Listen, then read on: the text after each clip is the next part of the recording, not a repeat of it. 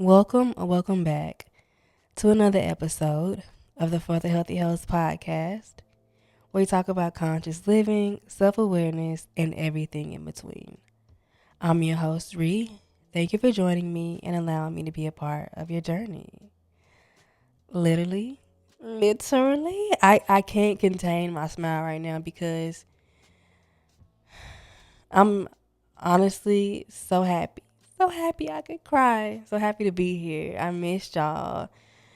Before I get y'all up to speed, let's do our check-in ritual. I want you to take a deep breath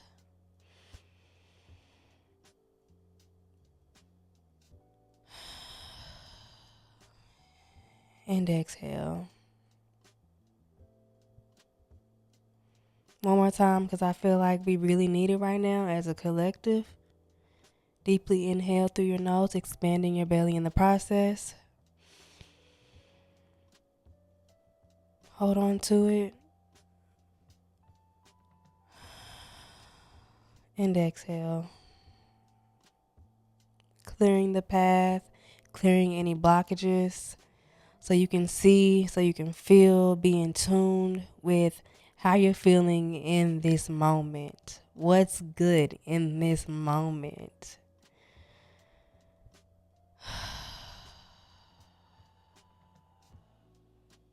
I'm feeling very good. As I said, extremely happy, grateful, to be here.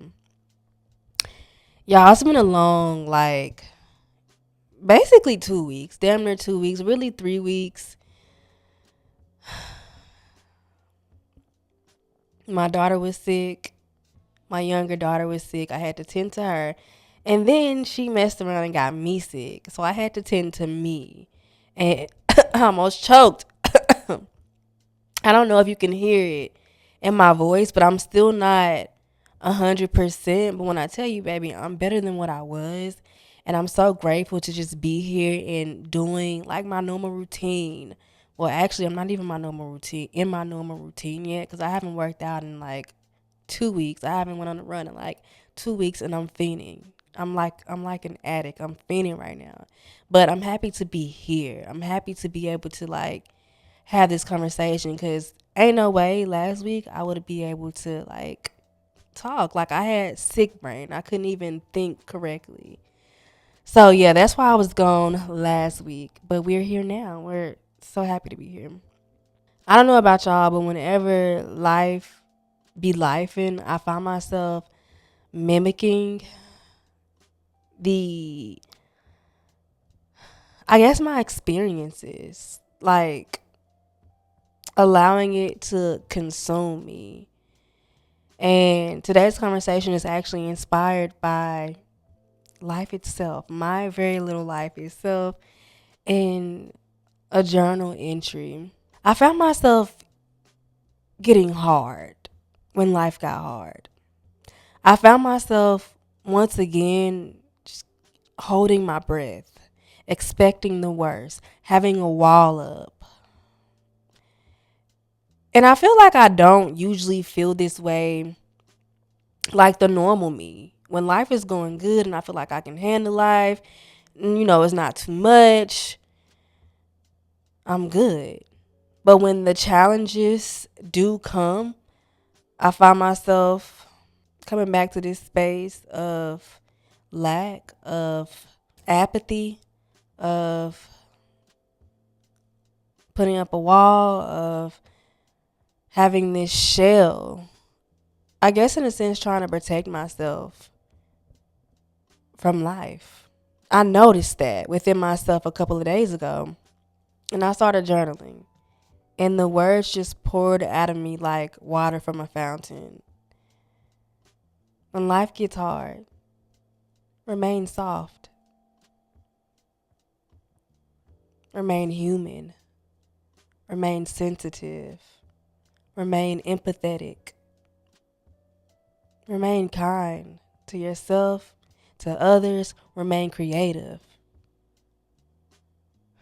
remain optimistic, remain faithful, And when I wrote those words, when the pen inscribed those words on the pages of my journal, it was like I could finally breathe again because it was all actually making sense. It was all like the fog cleared. And it was like the answer that I didn't even know I was searching for. I feel like for me, it was almost a natural kind of thing to do, really. If you think logically, when things get tough, you gotta get tough with it. When things get hard, you gotta get hard. When someone's attacking you, and in this instant, the someone or something is life. When you feel like something is attacking you, you attack back. And with life, I feel like, we hear a lot of be strong or this person is strong. And I think strong has a bad rap. It has, because I don't like the word strong. I like when people tell me I'm strong. But I think it's not what we think it is. Being sensitive is strong. Being empathetic is strong. Being creative is strong. And I think really the word we be looking for is resilient. I prefer the word resilience over strong. But it's not necessary to be hard, to be numb, to be apathetic, to be defensive. It's not necessary to be those things in order to endure all that life is throwing at you, all the hurdles that life is throwing at you. It's not necessary, but it is necessary to be soft, to be sensitive, to be human, to feel. I think we try so hard to push all the bad away, all the challenges away, that we don't allow ourselves to feel, to be human. We're not giving ourselves permission to cry it out, to be sad. Like, shit happens. And I'm not going to sit here and be like, oh, I allow myself to feel, because I don't always. But when I realize, like, damn, you're not allowing yourself to feel, then I allow myself to feel. And in that allowance, that permission, I become resilient. I become human again. I become sensitive again. I become soft again. I become empathetic again. The sensitivity and the softness, believe it or not, is what allows the endurance, the resilience, that bounce back game that we all be looking for, that we all long to have. It's been important for me to understand that the anger, the jealousy, the sadness are all necessary but temporary emotions. And I find that suppressing those very emotions lead to attachment in all capacities. Attachment to the emotion that you haven't allowed yourself to feel, attachment to circumstances, attachment to expectations. And the attachment happens because the release was not allowed. A release, I don't think we understand that through expressing our emotions, our energy in motion, we are releasing. Energy is flowing out of you where it should go. It is being released by eliminating the process of release of feeling. We hang on, we attach to that energy that does not serve us. It's literally in us. It hasn't went anywhere if you haven't felt it. They become who we are. The anger, the sadness, the jealousy. They become who we are. They become our characteristics. They become habitual. Instead of feeling angry, now you are angry. Instead of feeling sad, now you are sad. And when these temporary emotions become our characteristics, and they become habitual, they become who we are, they become a part of us, they then become our perspective. Do you know what that does to us? It shapes how we view the world. It shapes how we view ourselves. It shapes what we'll manifest. It shapes the energy that comes to us. It shapes who we are as a whole, as a being. So the energy must be released. We must feel the moment, no matter how hard, no matter how challenging, no matter how scared we are in this moment. We must feel it. Running towards fear, being uncomfortable, no matter how uncomfortable the uncomfortableness is, we gotta feel that shit. It is the surest way to growth, to joy, abundance, contentment, the only way. When I wrote those words, when life gets hard, remain soft, I've been meditating on that ever since. And I've had a couple of downloads in regards to remaining soft, to remaining human, to remaining sensitive. Because it's like, well, shit, how do I remain sensitive, remain empathetic, remain kind when I feel like life ain't being kind to me? How do I do that? And it does take time. It takes practice. You have to allow remaining soft and sensitive to become your practice. At the end of the day, we all have a practice. We're all practicing something, whether it's conscious or unconscious. The way you live is a practice. The way you live is your prayer. But I've had to consciously allow remaining soft, sensitive, and human to become my daily practice and my daily prayer. And this is how: surrendering. I think the word surrendering has ties to giving up. If you look up giving up, or if you look up surrendering on the World Wide Web, in any dictionary, I guarantee you these words would be synonyms? Like synonym? What's the word, Reed? Synonyms of each other. They're synonyms according to human intellect, but they're actually not. The difference between these two is the energy. The energy behind these words.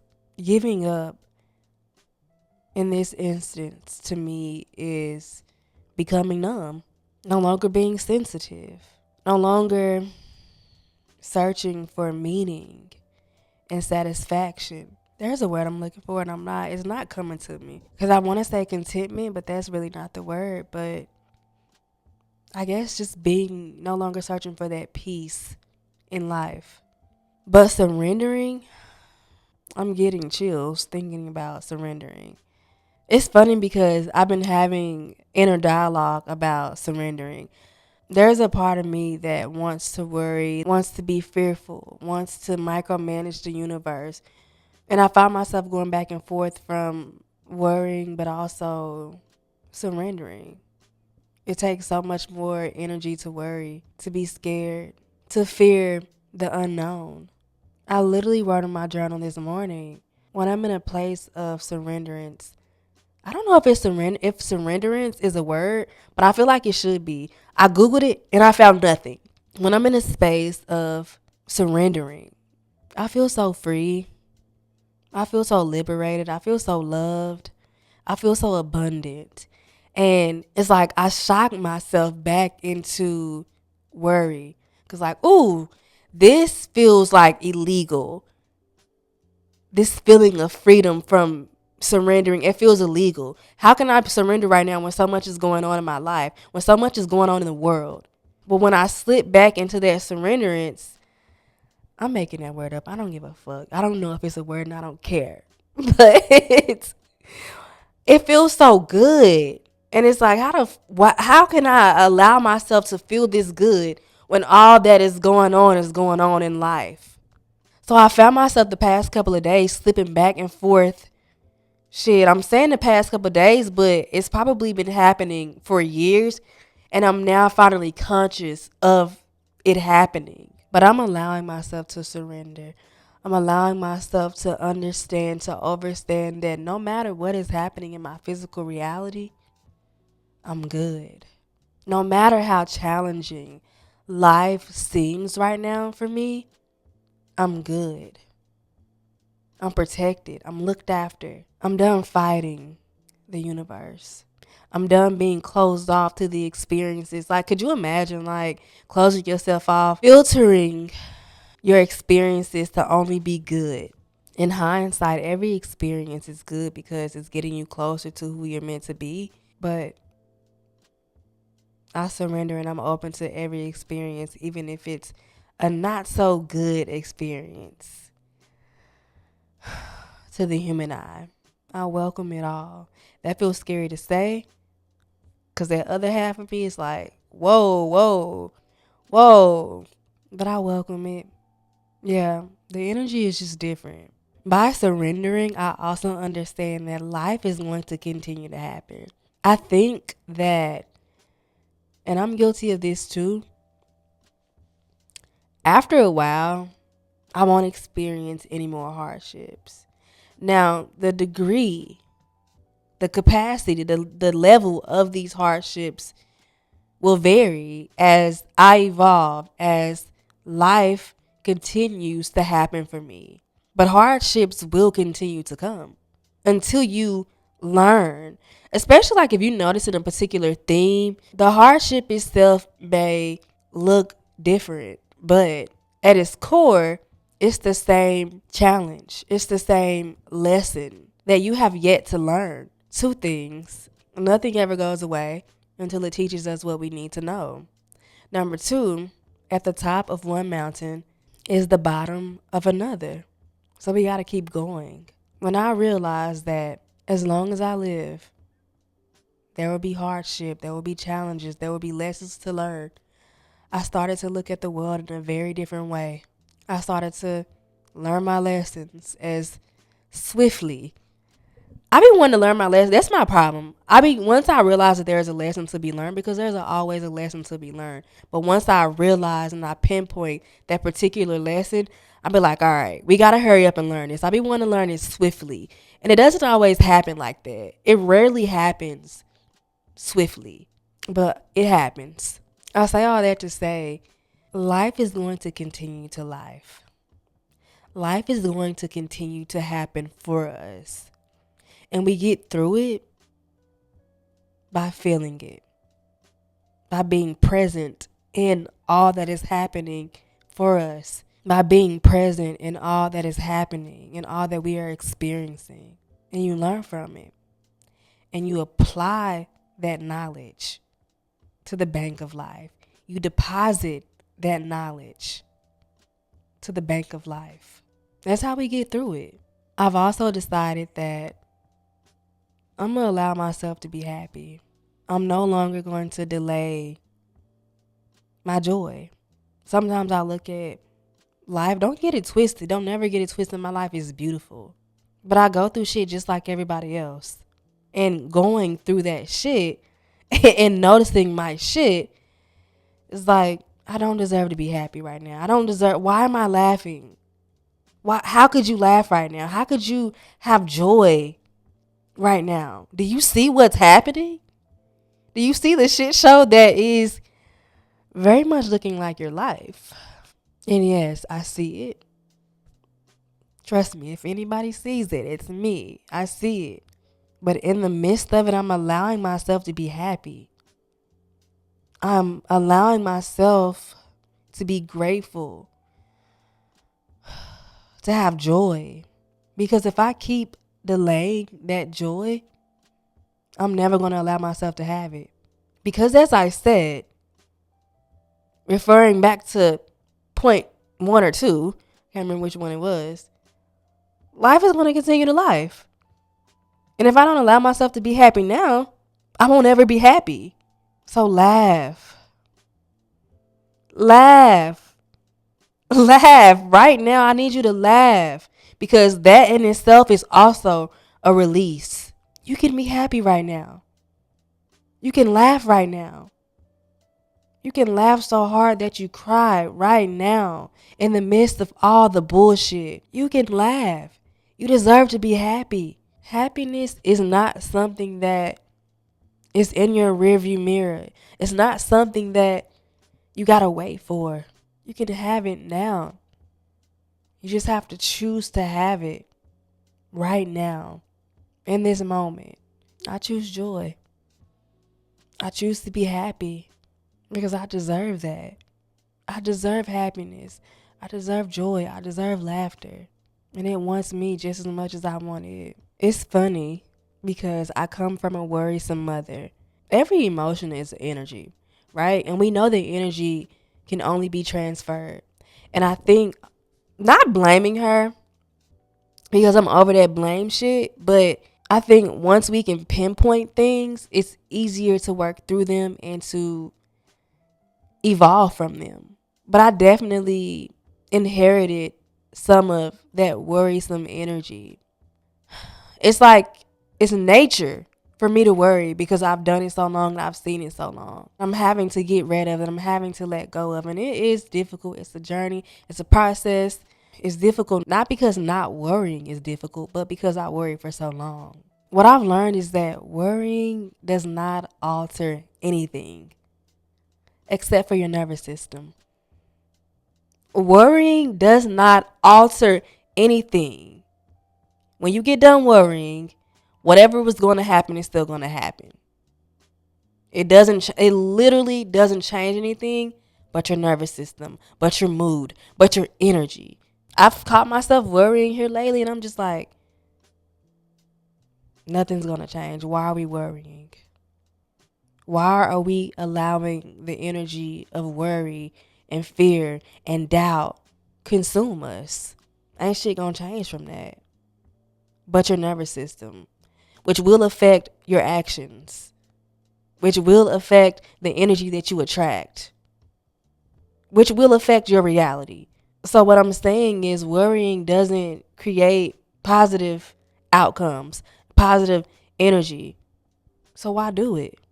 It can't change people. It can't change the future. It damn sure can't change the past.